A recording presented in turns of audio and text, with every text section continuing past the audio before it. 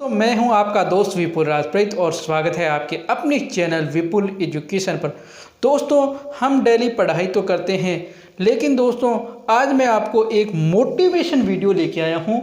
Motivation video मैंने आपके लिए लगातार अपने चैनल पर अपलोड किए हैं, लेकिन दोस्तों आज मैं आपको बताऊंगा कौन से हैं वो 5 स्टेप्स, यानी कौन से हैं वो 5 सीढ़ियाँ जिन पर चढ़कर आप रीट को पा लोगे या रीट की नौकरी आप पा लोगे। तो आज उन 5 टिप्स को आपको पूरी ध्यान से देखना है, वीडियो को देखना है शुरू से लेकर लास्ट तक, जिससे आपको हर स्टेप्स की जानकारी मिल सके। इसलिए वीडियो को बिल्कुल छोड़कर बीच में मत जाना, क्योंकि अगर छोड़ के बीच में जाओगे तो फिर मैं कुछ नहीं कर पाऊंगा, क्योंकि ये स्टेप्स आपको जानना बहुत ज़रूरी है। आपने रीट की तैयारी कैसे करें इसके बारे में आपने यूट्यूब पर बहुत वीडियो देखे होंगे और बहुत सारे वीडियो बने हुए भी हैं, लेकिन ये 5 जो स्टेप्स मैं आपको बताने जा रहा हूं दोस्तों, ये बहुत ही यूनिक स्टेप्स है। आपको इनको ध्यानपूर्वक समझना है। हो सकता है आप इन स्टेप्स से परिचित हो, लेकिन इन स्टेप्स को आपको समझते रहना है, ठीक है। तो चलिए शुरू करते हैं आज का वीडियो। तो सबसे पहले देखो, पहली स्टेप्स है सिलेबस को पूरा पढ़ना। अब इस बात का अर्थ समझो। सिलेबस को पूरा पढ़ने का अर्थ है कि आपको सर्वप्रथम आप रीट की तैयारी करो या आप अदर कॉम्पिटिटिव एग्जाम की तैयारी करो, आपको सबसे पहले क्या करना है, सबसे पहले जो सिलेबस है, जैसे रीट का सिलेबस है, तो रीट के सिलेबस को प्रिंट आउट करके अपने पास रख लो।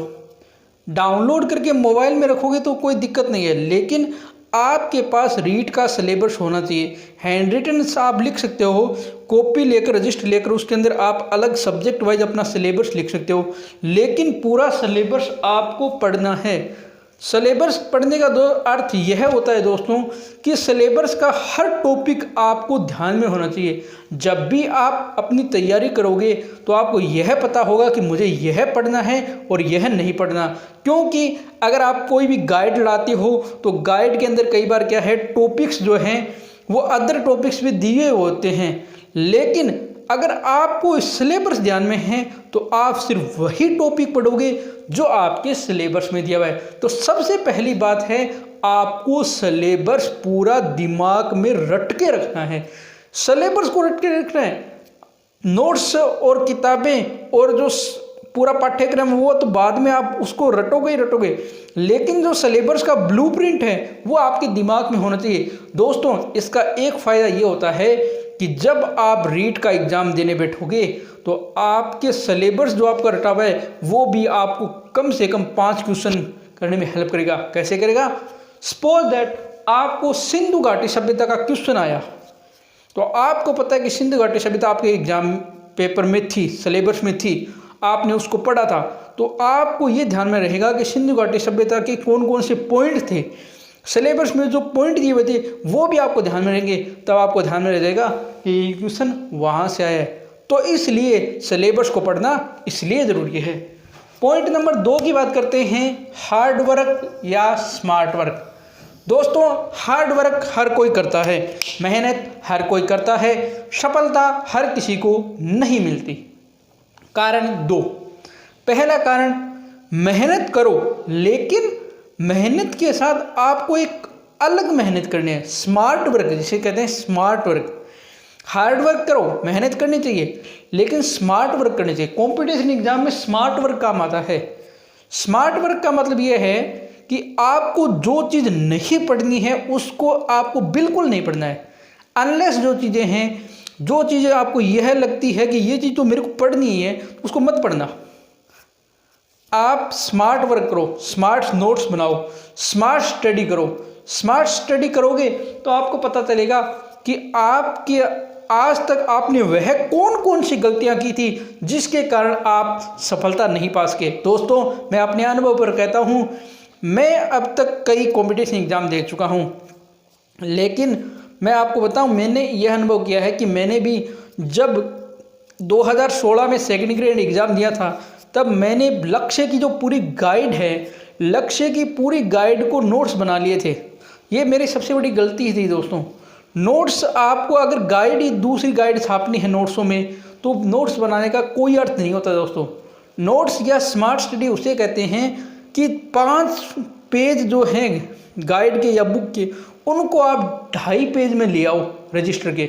वो होती है दोस्तों नोट्स बनाने की असली प्रक्रिया। मैंने आपका अपने अनुभव से बता दिया स्मार्ट स्टडी के बारे में। तीसरी बात हम करेंगे टाइम टेबल को बनाकर। देखो टाइम टेबल तो बनाना ज़रूरी है और बनाना भी चाहिए, आपने बना भी लिया होगा, लेकिन इन दिनों जो परिस्थितियाँ चल रही है इसके कारण मैं मानता हूँ कि मेरा भी कुछ रूटीन बिगड़ा हुआ है, आपका भी हो सकता है रूटीन बिगड़ा हुआ हो, क्योंकि ये परिस्थितियाँ इस प्रकार की है कि इन दिनों हम जो है स्टडी से थोड़ा भटक चुके हैं। लेकिन दोस्तों स्टडी से भटकना नहीं है, रीट की एग्ज़ाम जब भी हो आपको अपने टाइम टेबल को फॉलो करना है। इस लॉकडाउन के मद्देनज़र भी आप अपना टाइम टेबल बना सकते हैं। वह टाइम टेबल बनाइए, ज़रूर नहीं कि वो टाइम टेबल जो आप कोचिंग जाते थे या वही पूरा फॉलो टाइम टेबल करें, लेकिन अपने हिसाब से एक नया शेड्यूल बनाएं, लेकिन टाइम टेबल बनाएं। सब्जेक्ट्स को कैसे कैसे डिवाइड करना है ये आपके ऊपर है। आप सारे सब्जेक्ट एक साथ पढ़ते हैं या एक एक स्टेप सब्जेक्ट पढ़ते हैं। अगर आपको चाहिए कि एक टाइम टेबल के लिए भी मैंने वीडियो बनाया था, आप हमारे रीट मोटिवेशन वीडियो में उसको देख सकते हैं, कैसे टाइम टेबल बनाना है उसके ऊपर भी। फिर बात करते हैं भाषा को कैसे पढ़े। अब बात आती है दोस्तों भाषा की। भाषा हमारे पास रीट में 2 भाषाएं हैं, लैंग्वेज फर्स्ट लैंग्वेज सेकंड। लगभग जो विद्यार्थी हैं, मैं कह नहीं सकता, लेकिन 90% यही होंगे कि उनकी रीट लेवल फर्स्ट में जो लैंग्वेज है वो हिंदी होगी, और रीट लेवल सेकंड में उनकी जो लैंग्वेज है वो होगी या तो संस्कृत या इंग्लिश या उर्दू पंजाबी जो भी। आपको भाषा पढ़ने के लिए दोस्तों भाषा को समझना होगा।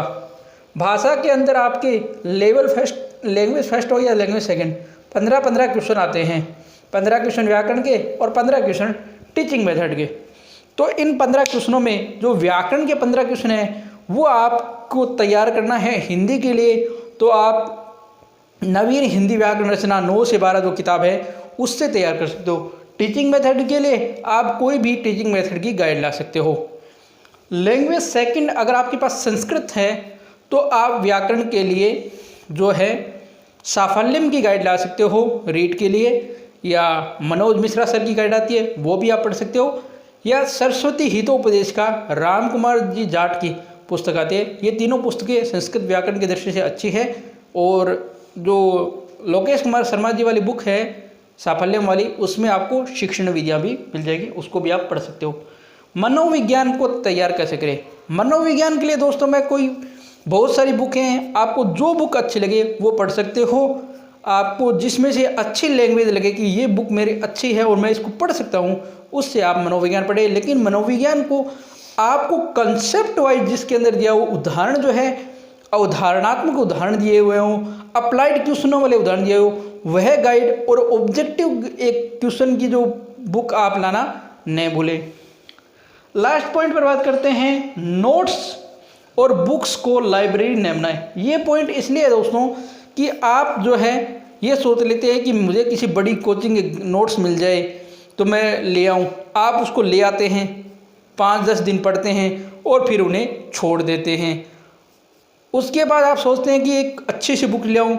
मनोविज्ञान की आप 3-4 बुक ले आते हैं, हिंदी की आप 3-4 बुक ले आते हैं, संस्कृत की 3-4 बुक ले आते हैं और आपसे पढ़ी एक भी नहीं जाती। दोस्तों ये सच्चाई है, इसलिए आप सुनिए।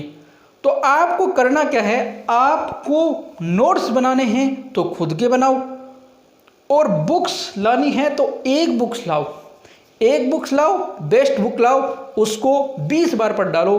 आपको वो बुक इतनी याद हो जाएगी कि आप जब एग्ज़ाम हॉल में बैठोगे तो आपको ये भी याद आ जाएगा उस पेज पर इतने, उस बुक्स के इतने नंबर पेज पर यह लाइन में यह पैरा था, वो आपको याद हो जाएगा। क्यों कि आपने उस बुक्स को 20 बार पढ़ा है। 20 बार अगर आप किसी चीज़ को पढ़ते हो तो आपको वह ज़बानी याद हो जाती है। आपसे कोई पूछ लेना तो आप ज़बानी बता सकते हो कि यह उसका यह आंसर होगा। तो दोस्तों मैं उम्मीद करता हूँ आपको आज का हमारा ये मोटिवेशन वीडियो पसंद आया। अगर वीडियो पसंद आए तो वीडियो को लाइक कर देना, शेयर करना दोस्तों के साथ, कमेंट करके बताना वीडियो कैसा लगा। चैनल सब्सक्राइब नहीं किया, चैनल को सब्सक्राइब करें, बेल आइकन को प्रेस करें। मिलते हैं नेक्स्ट वीडियो में, तब तक के लिए धन्यवाद दोस्तों। जय हिंद, जय भारत। आप सब अपने घरों में रहें, अपना पढ़ाई जारी रखें और अपना और अपनों का ख्याल रखें।